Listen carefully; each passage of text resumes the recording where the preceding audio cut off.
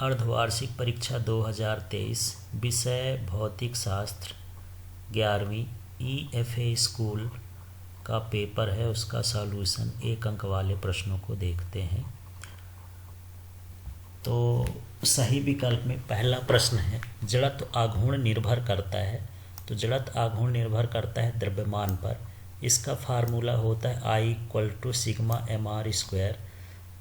तो m पर निर्भर कर रहा है, r अक्ष से दूरी पर निर्भर करता है। दूसरा क्वेश्चन है गुरुत्वीय त्वरण g का मान। तो g का जो मान का सूत्र होता है G = gm/r²।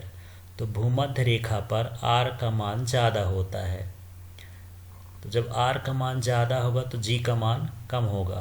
तो इसका ऑप्शन बी सही है, भूमध्य रेखा पर न्यूनतम होता है।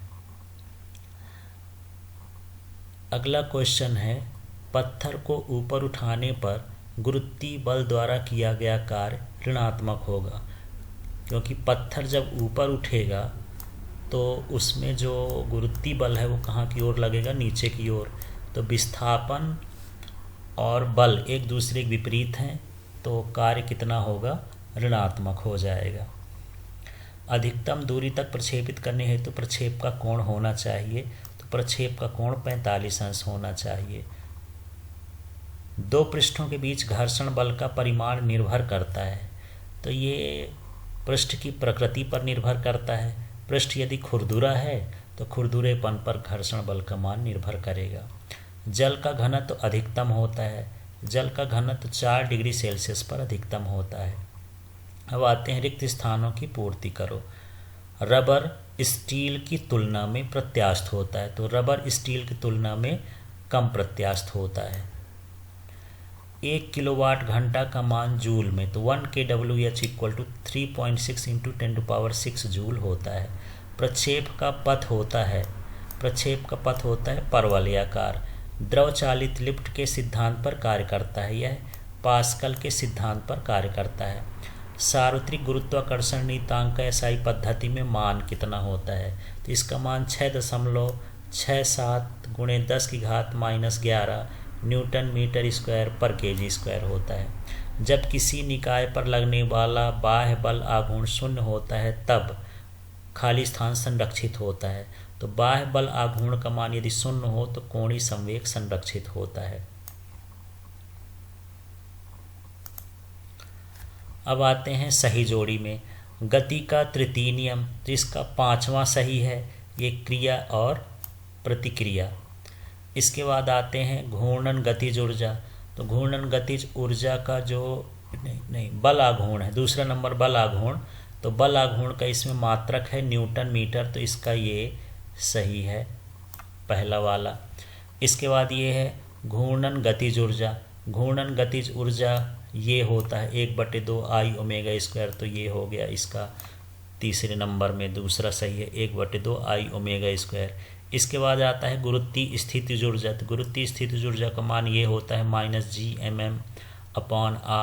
फिर गुरुत्वीय त्वरण का मात्रक दिया है मीटर प्रति सेकंड स्क्वायर। फिर पलायन वेग का जो सूत्र होता है √2gr होता है। तो जो इधर लिखा है ये सही जोड़ी है। अब इसके बाद एक वाक्य में उत्तर लिखिए। पृथ्वी के केंद्र पर गुरुत्वीय त्वरण का मान कितना होता है। तो पृथ्वी के केंद्र पर गुरुत्वीय त्वरण का मान 0 होता है। एक अश्व शक्ति का मान लिखिए। तो एक अश्व शक्ति हॉर्स पावर = 746 वाट होता है। वेग समय ग्राफ की ढाल क्या प्रदर्शित करता है। तो जब भी ढाल पूछे तो वेग बटे समय कर देना है। वेग बटे समय ये त्वरण हो जाएगा, तो इसकी ढाल का मान क्या हो गया, त्वरण। जल, वायु, रक्त तथा शहद में कौन सबसे अधिक श्यान होता है और कौन सबसे कम।